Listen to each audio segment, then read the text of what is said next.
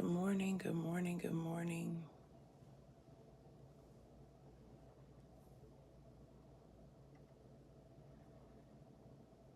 Good morning.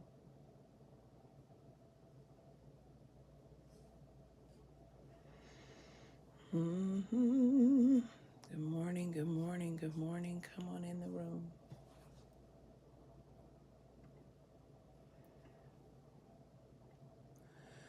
Good morning.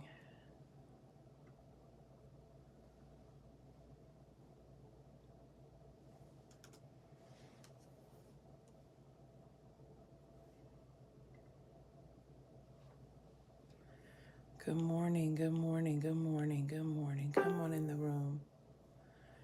Good morning, good morning, good morning.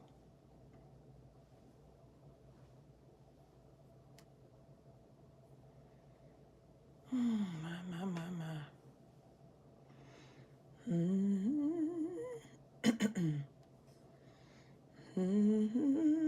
Good morning, good morning.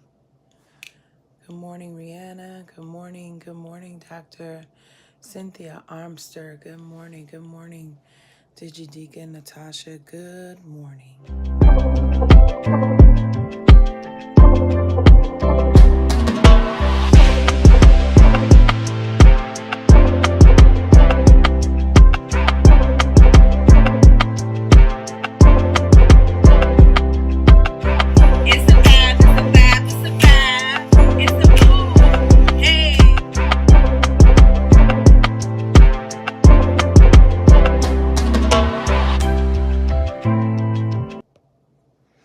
Good morning, good morning, good morning.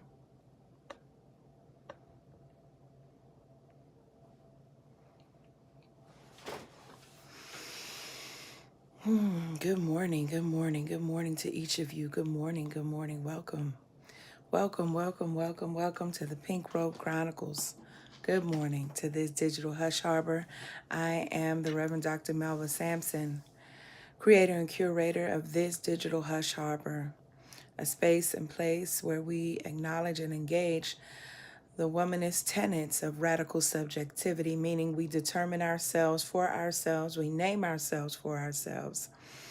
Ashe, where we engage in critical engagement, Ashe, where we believe the folk, and particularly Black women. Good morning in this space, where we absolutely see ourselves as divine portals and we center sacred text, even when that sacred text is our own bodies, our own sacred memory. Ashe, welcome. I know that more and more of you are joining us weekly, so I wanted to do a proper introduction. From this space, we move into a little bit more of a private space, which is a Zoom link that is dropped in the chat. We will do that this morning, but it will be extremely abbreviated because I have to, our daughters are ministering today via dance, and we have to be there in person, absolutely, to support them. So it will be an abbreviated talk back to the text. But good morning, welcome. Please tag someone that you believe would benefit from our conversation today. And let them know we're here, Ashe. Before we move forward, let us just go to this week's announcements. First of all, I want to say thank you. Thank you to those of you who continue to pray for our family, and please do not stop praying for our family at the loss of the matriarch of my spouse's side of the family, Cleopatra Young. This new normal is really hard to kind of move into. So I solicit your prayers, your continued prayers for us as we move in the way of this new normal. Thank you. Shout out to our community, attorney Natasha Robinson, who Natasha is also guest co-hosting on. Why did my mind just? Natasha, drop the name. There's so much on my mind. I know the name of the cast with you and Bishop-elect Vanessa Beyond beyond. Oh my goodness, I'm sorry. Please offer it's a morning brain. But Natasha Robinson, Esquire, Reverend Naomi Leaphart, Washington Leaphart, Reverend Dr. Irie-Session, and myself will be down in the valley again on Tuesday, this Tuesday, March the 21st, down in the valley where the girls get naked. Womanist Ecclesiologies at the intersection of law, sexuality, and theology. We had a wonderful time on last Tuesday.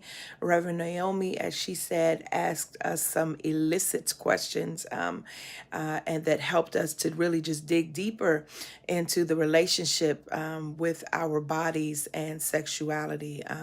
Very phenomenal conversation. There is still time to register. Another thing is, I'm so excited to see that there are so many things going on post COVID.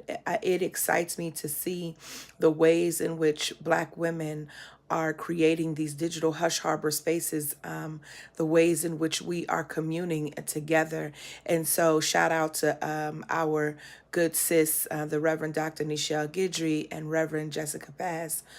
They will be doing a talk back on the same day, and I'm shouting them out because I totally support what they're doing. I won't be there certainly because I'll be down in the valley, but I want them to know. I want to engage in the womanist practice of traditional communalism by shouting them out and by congratulating them on this effort. Ashe, we definitely support you. Also want to remind you of the Digital Black Religion Conversation, a Freedom and a Future event. The registration is up now. You can register for that in person or virtual, as we will be talking about digital Black religion. There is also a national survey that I will repost, that we are inviting folks to take this survey so that we can see what your practices are around digital Black religion. Ashe. And then if you are in the Chicagoland area on next Sunday, I welcome you to come on out to DeKalb or DeKalb. We say DeKalb in Atlanta. I don't know how y'all say it in Chicago. Invite you to come on out and share with us and share with me as I preach that word. Those are our announcements for this week. Also,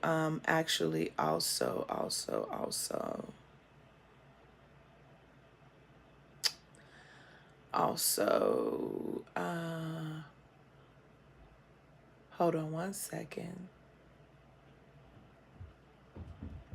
One second.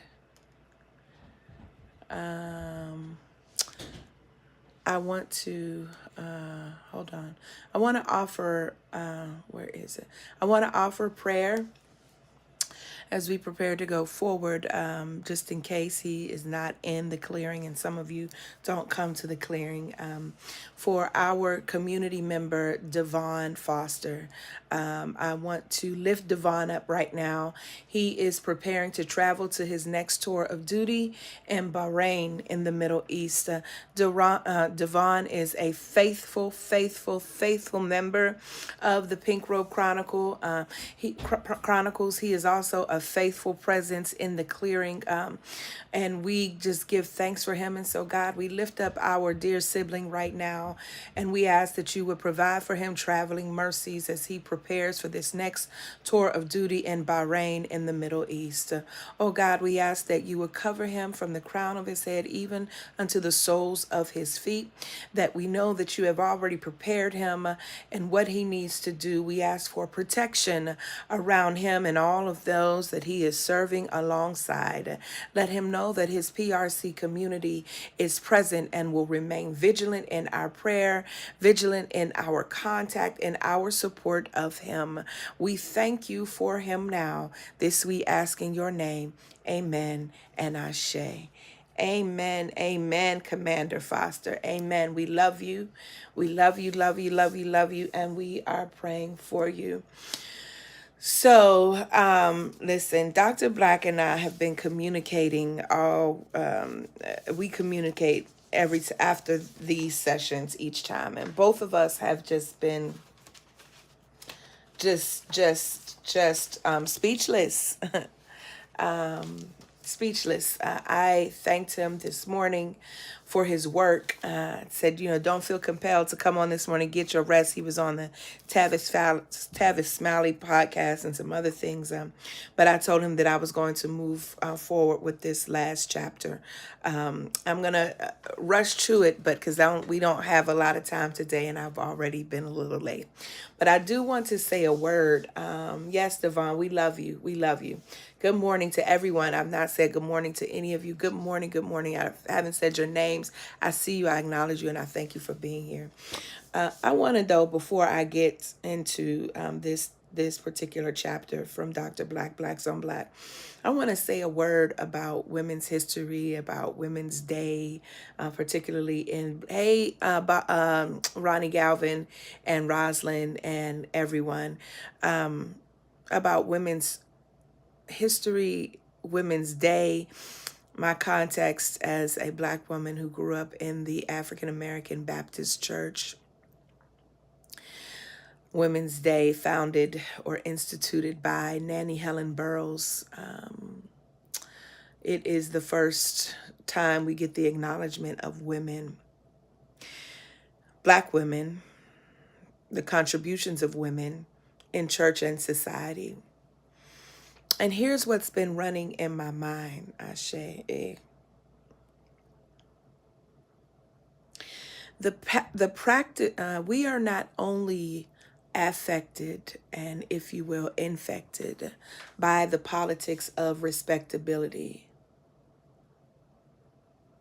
Ashe to my family, Kimberly Clark, Mama Brenna, and Carla, as you are on your way to Peace Baptist Church in D.C., where my good friend Reverend Carla Jackson is the preacher. Preach well, sister. I love you. We are not only affected, we are infected.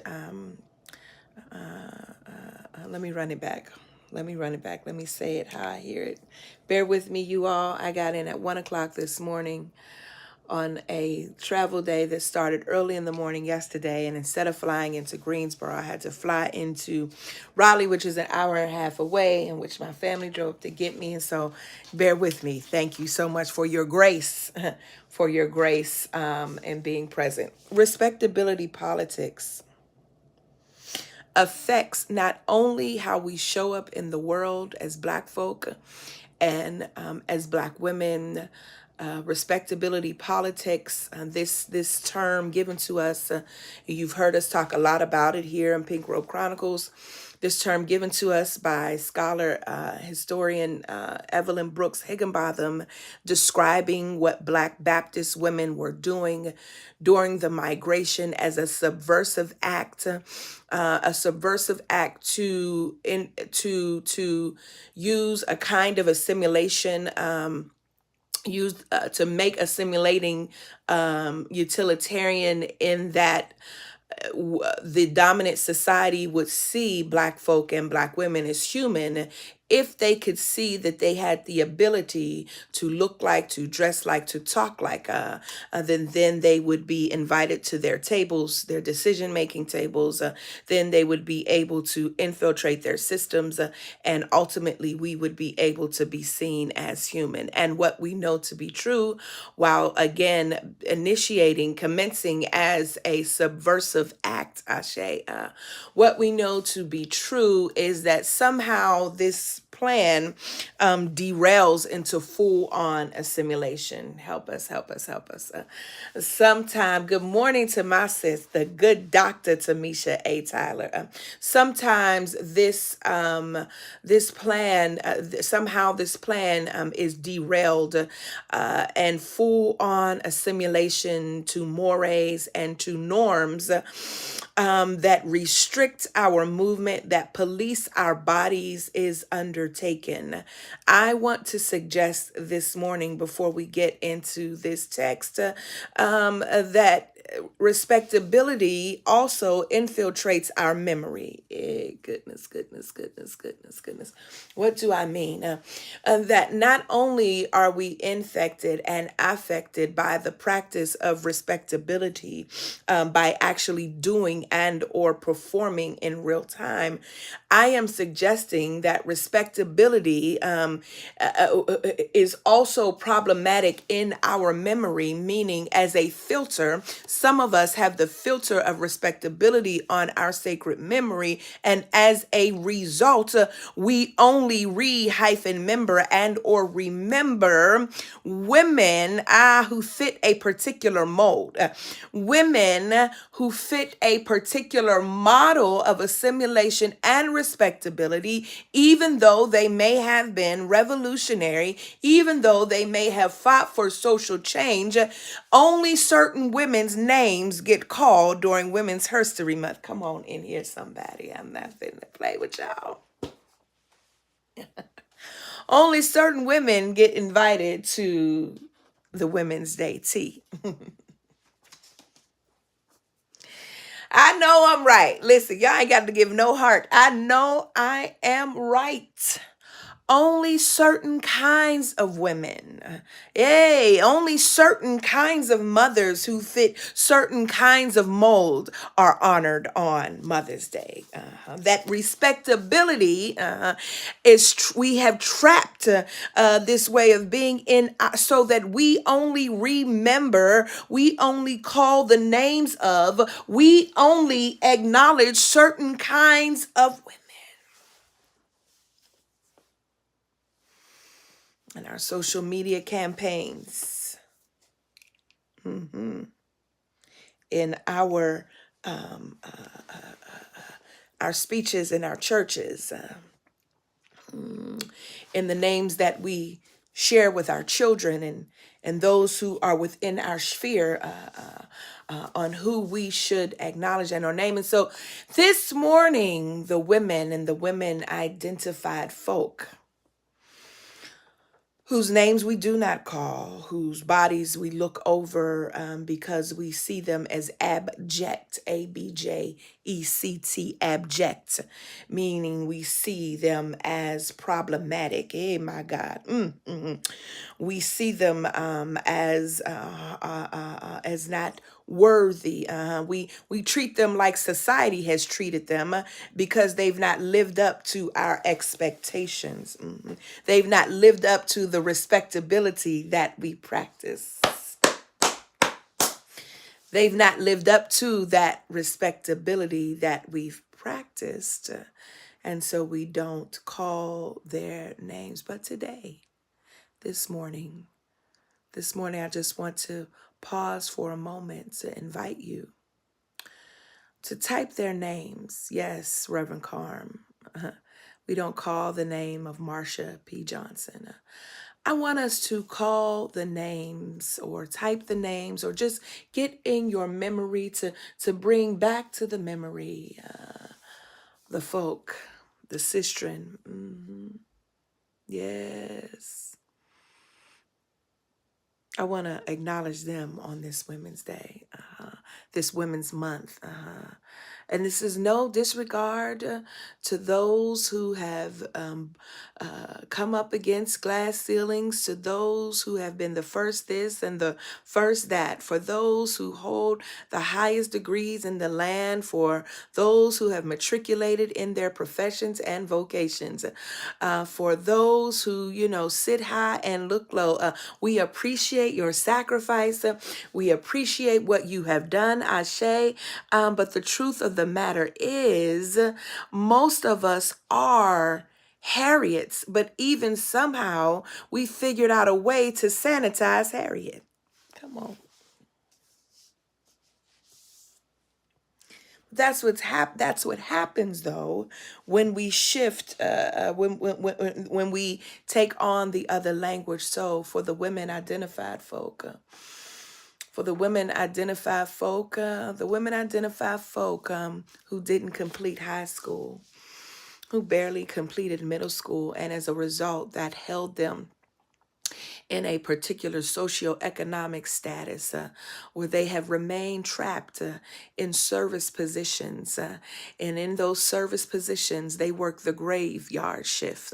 And they often had to leave their children alone at night and be concerned. And some of them even took their children to work with them under the threat of being fired. Oh, for those who found themselves, or who not found themselves, but who were forced into very tragic situations as a result of various types of violations, and their trauma response was toward a substance or a person or a way of being that helped them to escape. And even for those that were forced into that way of being, for which their names became unmentionable around our tables, their activities became unmentionable in our families, and we judged them and we stuck our nose up at them in disappointment, in frustration. Their names are never called on these high holy days where we are acknowledging the founders of civic club organizations and sororities, where we are acknowledging first vice presidents. Their names are never mentioned. Oh, but today we bring back and call back the value of all of them, of each and every one of them, to those who even because of their trauma inflicted a kind of harm that has hurt us to the core. But I am suggesting today that even their contributions to us, that folks only can do the best they can with the knowledge that they have at the time. And I'm saying that today their names still deserve to be called.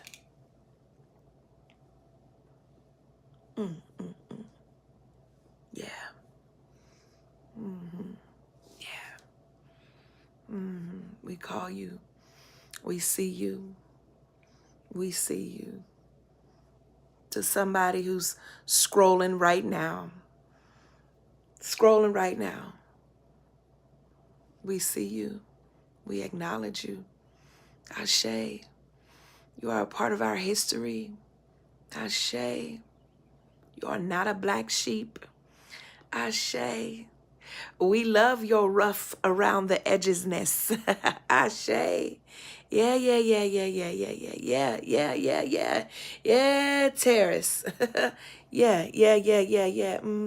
For all my hood girls, Ashe. My round the way girls. Yeah, yeah. My keep it real girls. Yeah, yeah, yeah, yeah. Yeah, my babies who do this when they talk.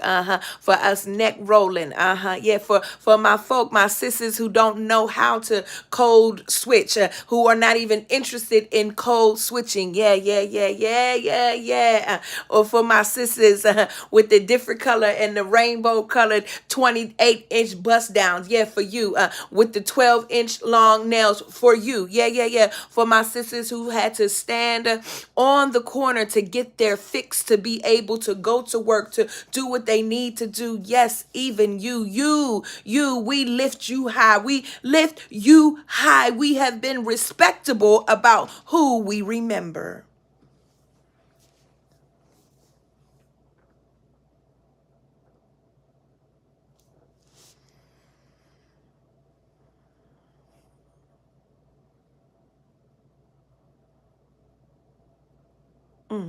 Thank you, Spirit. Yeah, God. We love you. We love you.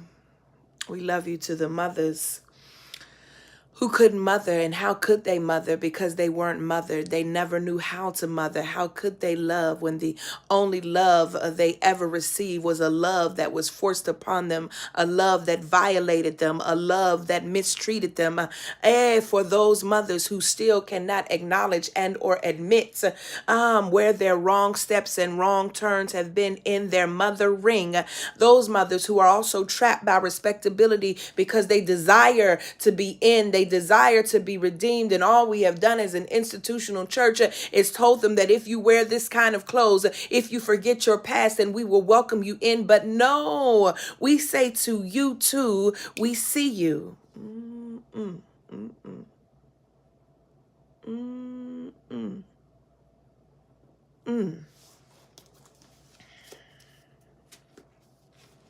To the young mothers, to the teen mothers, the 12, 13, 14, 15, 16, 17, and 18-year-old mothers, whose families made you hold the secret, whose grandmothers took your child and made you say that it was your sibling. Yes, yes, to you, to you, to you, to you, we see you.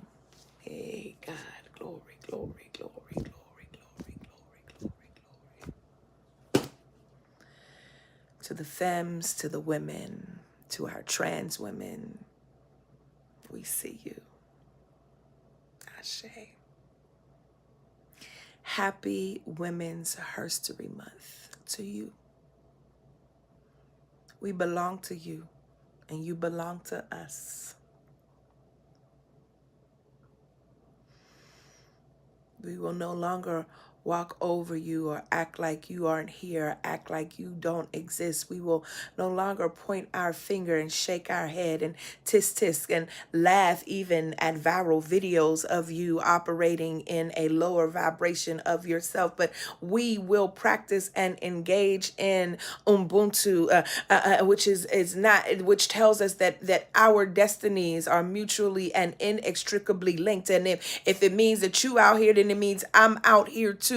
We will put down our elitist, the ways in which we ourselves, those who were seen as less than and marginalized, who have taken on this elitist sensibility in our educational processes, in our religious spaces, we say, please forgive us because we've been wrong.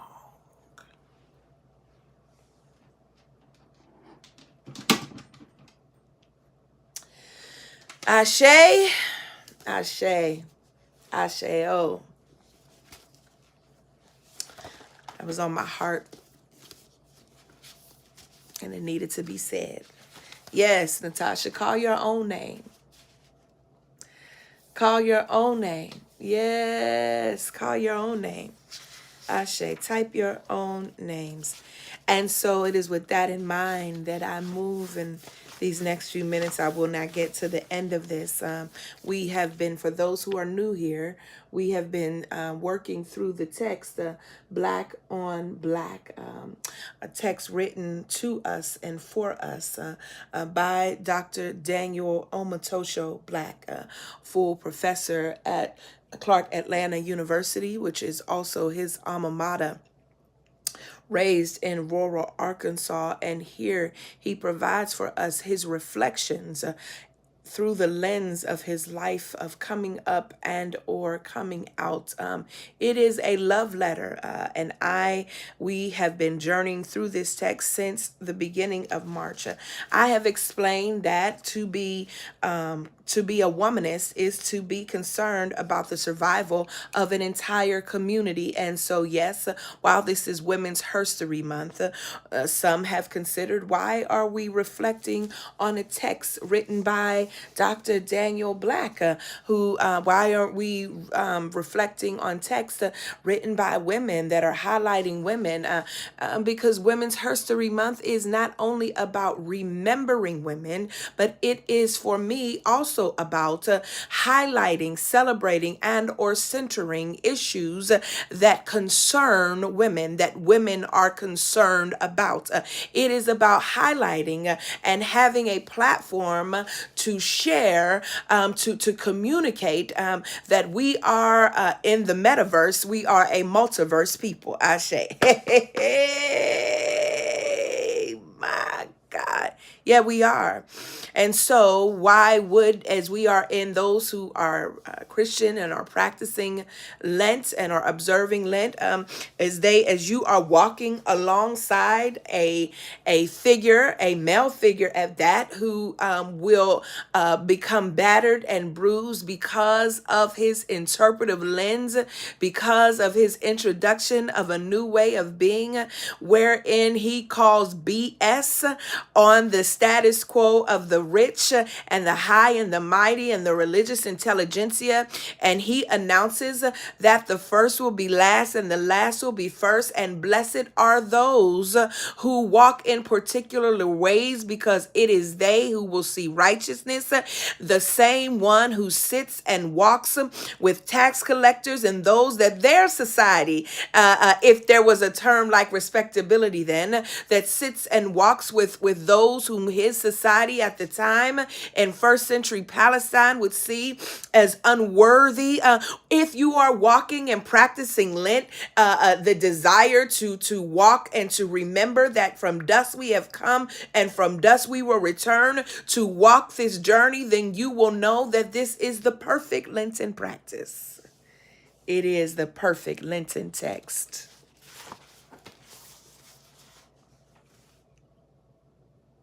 And we can walk and chew gum at the same time. So I'm going to go over to this chapter. And as is our custom, for those of you who are new here, you might think it's somewhat remedial. Is she reading to us? Like, is this Zoom or Sesame Street? No. But there is also something about us reading in community and hearing in community. I want to lift up, Mel, Chris, or someone. Would you tag Dr. Daniel Black? I just want him to know. He doesn't need to come on, but I just want him in his spare time to be able to come back and to listen. Ashe. Nowhere to Hide, or The Dream of the Closet. This is the sacred text that we are reading from today, Nowhere to Hide, or The Dream of the Closet, by Dr. Daniel Black. Listen for a word from the Lord. Much as I desired, I never had a closet, far too effeminate from the start. I couldn't hide my sexuality, although Lord knows I tried. As early as first grade, adults called me sissy, and kids said faggot. Harsher word, but same meaning. Scholars said queer, stranger word, but same meaning. Church mothers said sweet, softer word, but same meaning. Older boys said punk, ugly word, but same meaning. Deacons said funny, awkward word, but same meaning. All these words meant to describe me, and I knew what none of them meant. Funny was particularly troublesome, since nothing was funny about me. People's chuckles when they beheld me were derisive and cynical. Sometimes they even asked my parents, think he'll ever outgrow it? My folks shrugged, and I'd wanted their anger, their protest, their belligerence as a sign that they didn't agree with others' opinions of me, but they did. Their silence confirmed it, so they couldn't help me. They didn't even try. And at age 5, I began playing the piano and thus lost all possibility of a closet. Now people knew for sure what I was. Not only did I play, but I sang and danced too, joyfully and happily and unashamedly. I was an artist in the making, a writer, a musician, so there would be no closet for me. There was no doubt in anyone's mind who I was, what I wasn't. By second grade, my life had become a series of confirmations of weirdness and sissyhood, so I had no hiding place. I even hated blue. Damn, what was I to do? In middle school, I tried to sneak into a closet but failed.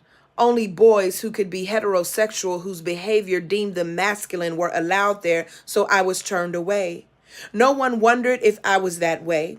They wondered why I wouldn't admit it. The day I mentioned having a girlfriend, people gawked in stark incredulity and shouted, "A what?" But I liked girls. I found them smarter and more accepting than boys, so they made great companions for me. Why wouldn't I have been attracted to them? I had no real sexual desire for anyone. The church had forbidden it, but if I were to have risked intimacy, if it certainly would have been with a girl. I didn't trust boys to honor my heart or protect our privacy. Most were fools, immature, silly, obnoxious. So I rolled my eyes and looked away from them. This made the closet off limits for me. I wasn't a homeboy, a bruh, a nigga, so I never got invited inside. I couldn't have explained this then. All I knew was that no girl in her right mind would take me for her lover, although I didn't know why. I don't have any water down here today, but let me take a breath. Jesus. Woo! Dr. Black, my God, today.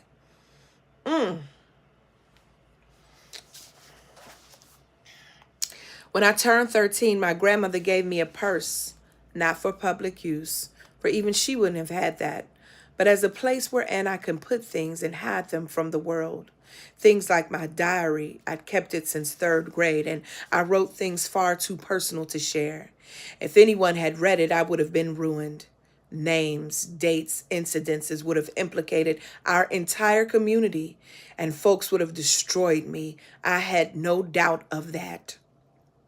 So I hid my precious words at the bottom of one of Grandma's old pocketbooks.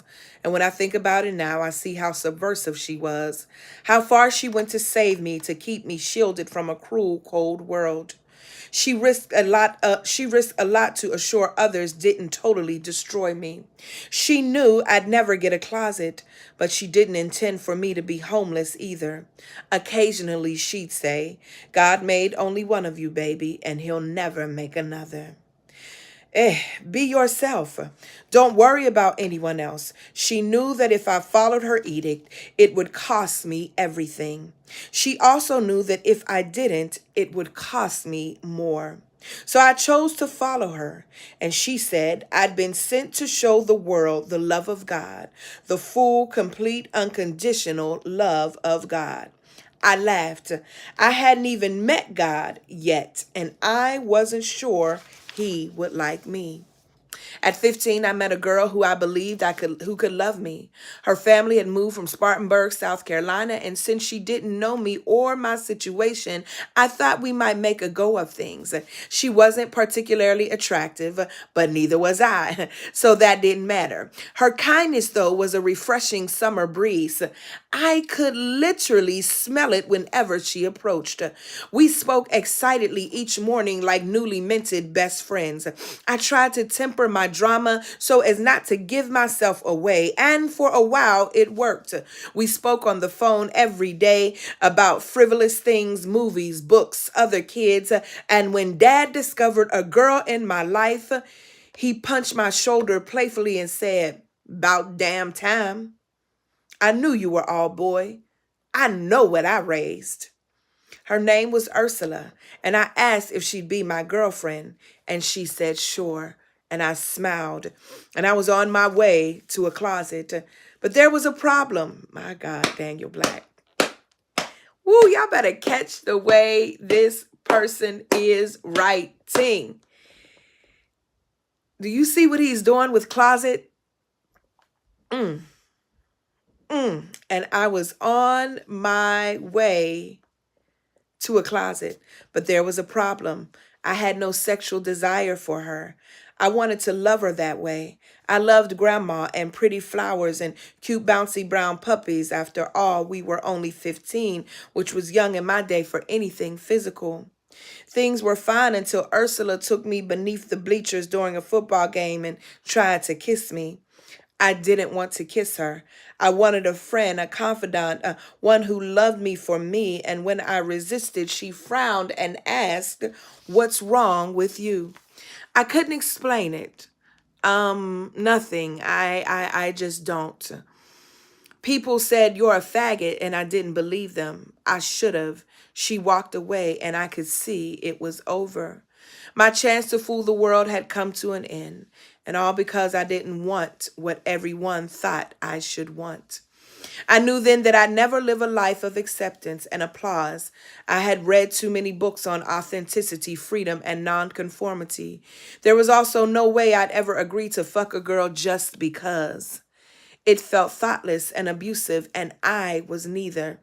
This is helping us, my goodness. Listen, I can't even say this is helping somebody because Ubuntu said this is helping us, Ashe. This is helping us. And so if you think that, oh, this isn't for me, it is for you. It is for us. We have to stop polarizing our stories, and particularly those who identify as heterosexual have to stop believing that stories of our LGBTQ plus family are not really our stories. They are all our stories. We are one people, Ashe. There is no hierarchy of oppression here, Ashe. They are our stories. If we are fighting for the freedom of Black folk, of Black women, of poor people, we are also fighting for the freedom of our LGBTQIA plus siblings. Ashe. Ashe, oh, so tap in. Don't be fooled. Child, ain't that they talking about don't do it. Don't do it because you'll miss it. You'll miss it. You'll miss it and you will be guilty. I'm going to pronounce it on you. You will be guilty of letting that respectability inform your memory of whom you remember and how you remember. Ashe.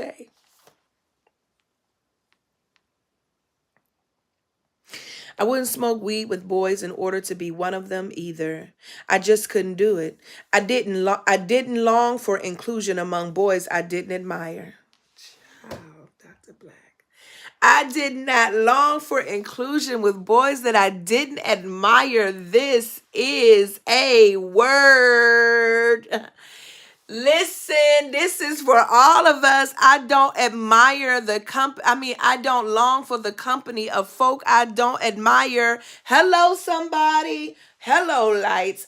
That just freed somebody. Yeah, goodness. Somebody just got clarity. Somebody just got clarity. Period.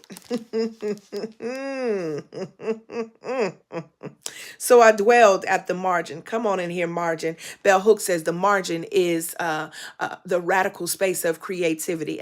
That when we sit on the margin as a radical space of creativity, then ultimately what we do is center the margin. Come on, come on, come on, come on, come on, come on. So I dwelled at the margin. It was an uneasy existence. Any misstep could cost my life. I do not have my water. Listen, who else dwelled at the margin? Jesus. Come on, Linton observers. Who else dwelled at the margin? What does it mean for us to see this body in this text as Jesus? Come on, come, y'all.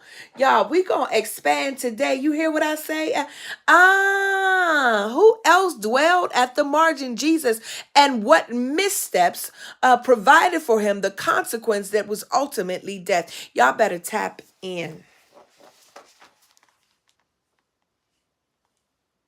So it was a dance, and I had no choice but to master and to do alone. Some of us are dancing, and we've been dancing for a very long time.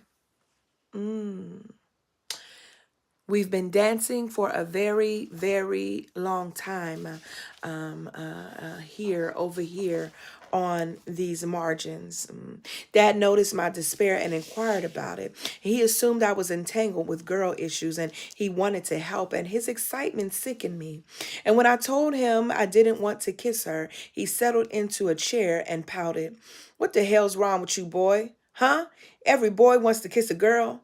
I hung my head. What do you say to a father who seeks your lesser self? How do you make him proud? I'm afraid you don't. You can't. He becomes like all the others, dismissed as disappointment. He told me not to bring that shit into his house. And although he never named it, I knew what he meant. Of course I knew. He stood suddenly towering over me with contempt, screaming profanity and judgment. I refused to cry. He would be getting nothing from my heart. And after his rant, I went to grandma's next door and wrote pages in my diary about the kind of father I would be, or hoped to be. Little did I know that others had already erased or mocked the possibility of my fatherhood. They couldn't imagine how I could conceive a child, much less raise one.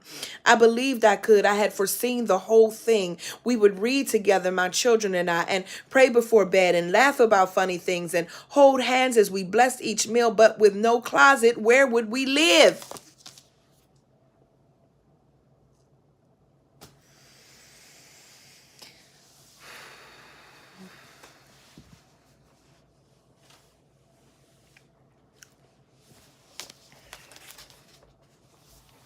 By junior year, others had decided, and I had grown to believe that I was hopelessly unlovable. So I set about trying to be what other people desired. I traded beautiful healing words like love for ugly boy words like fuck and motherfucker and nigga and kiss my ass. People applauded and shouted praises, but I couldn't maintain the facade. Not over time, not when my spirit longed for magical godly words that made my grandmother smile. So I reverted back to my original self after a while, and people shook their heads, mumbling, I knew it. I knew it all along. I returned those ugly words, those death phrases, those demeaning monikers to the monsters who loved them. I should have kept kiss my ass, though. There's a utility in that one. Natasha Robbins said from the sacred text, ha ha, there is a utility in kiss my ass. Ashe, Baba. I learned in college that the closets are for queers who appear regular.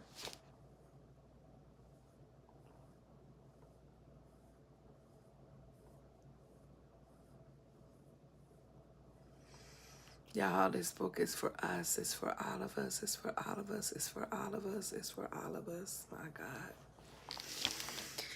I learned in college, my God, that the closets are for queers who appear regular.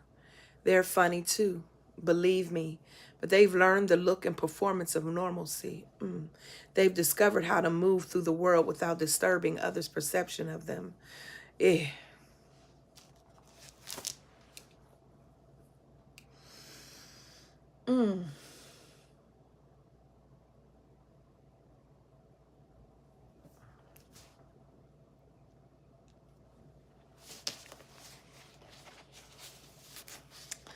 My being, however, was a veritable discussion of possibilities and promises no one wanted to hear. My walk, my quick, nervous sway, made others frown and whisper, so no, I would get no closet. Closets were for those who could pass. Boys, particularly whose masculinity marked them straight, whose gender performance canceled their faggothood. That wasn't me. Y'all, oh my God.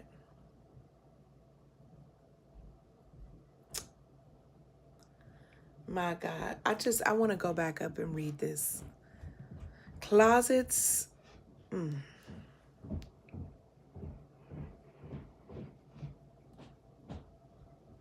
Closets were for those who could pass, or for queers who appear regularly.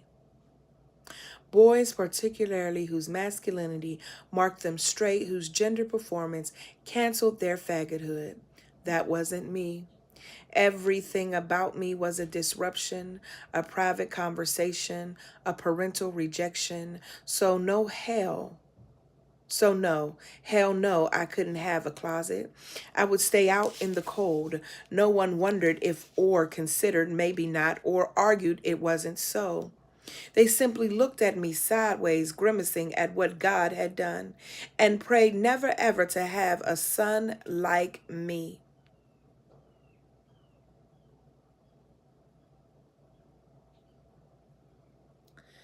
I didn't blame them. I didn't want me either. Not yet. The privilege of the closet, I soon discovered, is the joy of sexual ambiguity. Anything can happen in the closet without others policing your behavior. It is quintessentially heteronormative space because every man whose sexuality goes unquestioned gets to be a patriarch. No one really knows what happens in the closet, but everyone assumes it to be heterosexual activity. And that alone is a kind of power. It means that if one learns gender performance well or well enough, one can be assumed straight. Whether one actually is doesn't matter. In fact, same gender sex is not the culprit. It's queer mannerisms that kill you. We're not going to finish this today, y'all.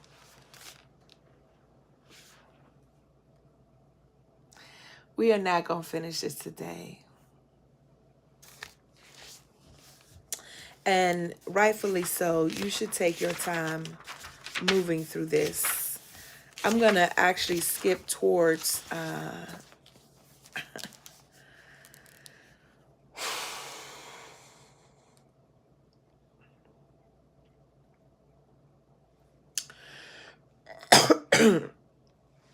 let me read this part before we go.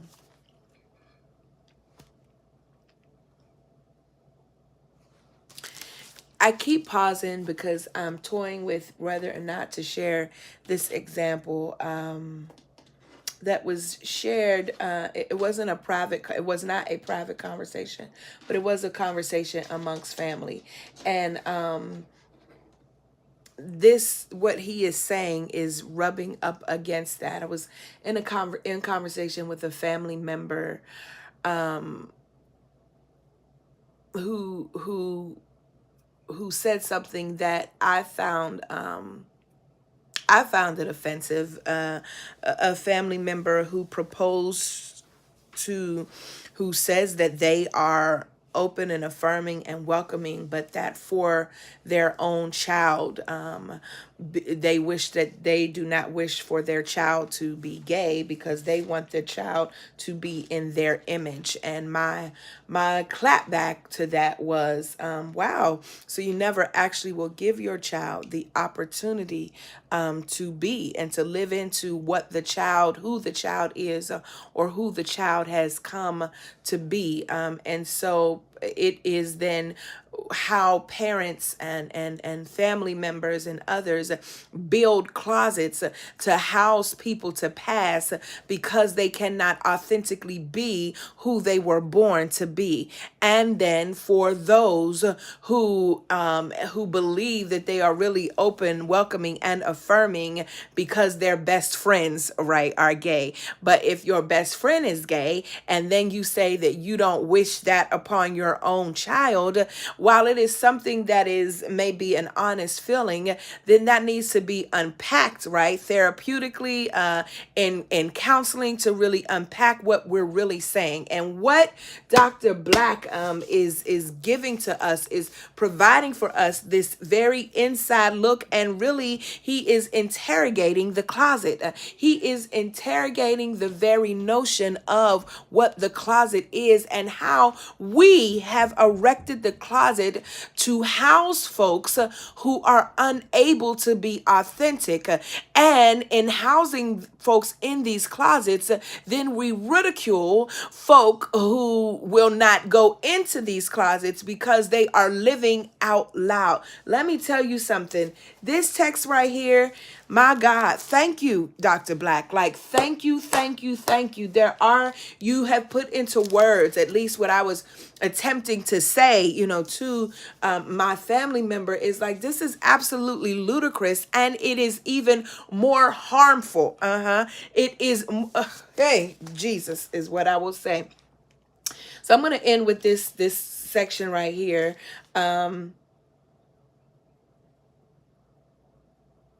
In fact, same gender sex is not the culprit. It's queer mannerisms that kill you. That twirling of the hand, that smiling directly into another man's eyes, that touching when emphasizing a point. That's what seals a man's sissydom. That's what, in others' eyes, revokes his manhood. Americans work hard to construct a child's gender long before he or she knows it. We fear for the life of a queer... Did I... Listen. We fear for the life of a queer child when they come along. Most parents busy themselves trying to discern what happened, what went wrong, who did what to whom. This is usually before the child's sexual activity begins. And if we can make him act like a boy or soften her mannish ways, we rest easy. This is enough to assuage people's worry that a sissy or a dyke is on the way. However, intelligent people know that mannerisms or lack thereof are not reliable signs of sexual orientation. Yet social constructs of gender and sexuality are deeply embedded in the American psyche because we still associate heteronormativity with power and divinity. Most believe queer children will have difficult, unpleasant lives, so parents and others try to ward against it. Yet somehow queer children keep coming. They're safe, safer if their queerness isn't obvious, meaning if they're able to perform gender normativity with any success. This is what the closet means. It's the hope for heteronormative behavior in soon coming queers. Shit.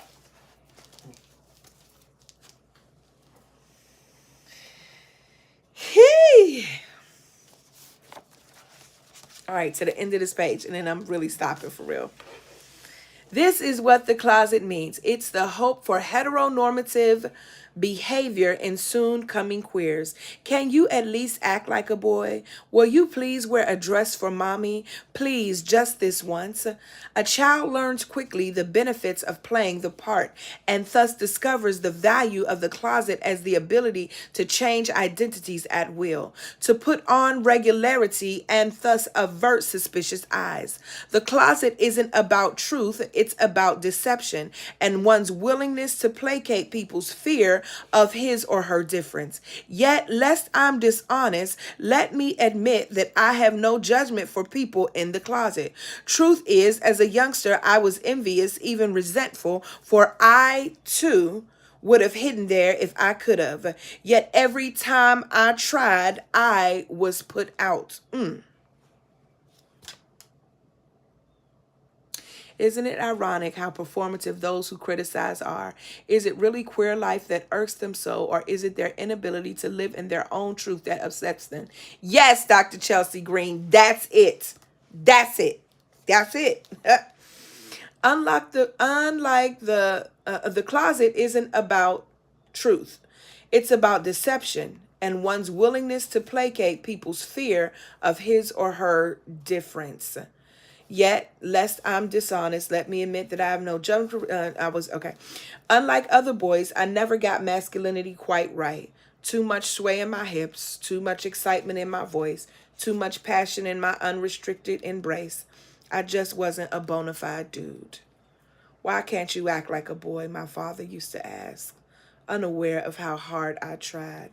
I just didn't know how. My gait felt natural to me. And when I tried the patriarchal strut, my walk resembled an old man, stiff and rigid, nothing like the smooth, easy glide I sought to emulate. I looked ridiculous, really, swinging robotic arms, moving forward with only the slightest shuffle. So I stopped trying. I also tried to suppress my penchant for drama, which was simply my personality, and that too failed miserably. I like hugging others and smiling at strangers and crying when my heart overflowed and gathering wildflowers in the forest. But these weren't boy things, certainly not traits that would earn me a closet. And how would I ever change if I had no closet?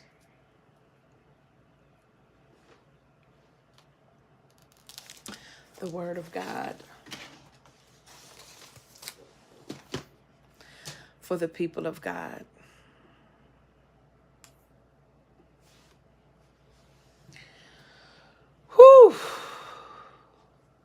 Thanks be to God. Mm, mm, mm. Oh, my. Mm, mm, mm. How would I ever change? My goodness.